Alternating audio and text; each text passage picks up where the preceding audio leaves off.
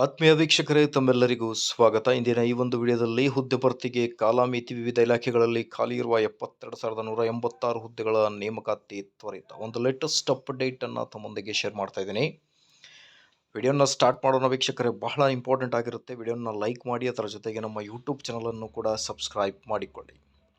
Screen ಮೇಲೆ ಗಮನಿಸ್ತಿರ್ಬೋದು, ವಿವಿಧ ಇಲಾಖೆಗಳಲ್ಲಿ ಖಾಲಿ ಇರುವ ಹುದ್ದೆಗಳ ಪೈಕಿ ಸುಮಾರು 72,186 ಹುದ್ದೆಗಳ ನೇಮಕಾತಿಯನ್ನು 6 ತಿಂಗಳಲ್ಲಿ ಪೂರ್ಣಗೊಳಿಸಿ ಅಭ್ಯರ್ಥಿಗಳಿಗೆ ನೇಮಕಾತಿ ಆದೇಶಗಳನ್ನು ಕಡ್ಡಾಯವಾಗಿ ಹೊರಡಿಸಲು ರಾಜ್ಯ ಸರ್ಕಾರ ನಿರ್ಧರಿಸಿದೆ ಅಂತ ಹೇಳ್ತಾ ಇದ್ದಾರೆ. ಹುದ್ದೆಗಳ ಭರ್ತಿ ಪ್ರಕ್ರಿಯೆಯನ್ನು ತ್ವರಿತವಾಗಿ ಪೂರ್ಣಗೊಳಿಸಲು ಮೇಲುಸ್ತುವಾರಿಯಾಗಿ ಉನ್ನತ ಮಟ್ಟದ ಅಧಿಕಾರಿಗಳನ್ನು ನೇಮಿಸಲಾಗಿದೆ. ಇದೇ 20ರಂದು ನಡೆದ ಸಚಿವ ಸಂಪುಟ ಸಭೆಯಲ್ಲಿ ತೆಗೆದುಕೊಂಡು ಈ ತೀರ್ಮಾನವು ಸರ್ಕಾರಿ ಹುದ್ದೆ ನಿರೀಕ್ಷೆಯಲ್ಲಿರುವ ರಾಜ್ಯದ ಲಕ್ಷಾಂತರ ಸಂಖ್ಯೆಯ ಆಕಾಂಕ್ಷಿಗಳಿಗೆ ಸಂತಸದ ಮೂಡಿಸಿದೆ ಅಂತ ಹೇಳ್ತಾ ಇದ್ದಾರೆ. ಹಾಗಾಗಿ ಈಗ ಎಲ್ಲ ನೇಮಕಾತಿಗಳು ಸ್ಟಾರ್ಟ್ ಆಗುತ್ತೆ. 40,009 ಉಳಿಕೆ ಮೂಲ ವೃಂದದ ಹುದ್ದೆಗಳು, 32,177 ಕಲ್ಯಾಣ ಕರ್ನಾಟಕ ವೃಂದದ ಹುದ್ದೆಗಳು.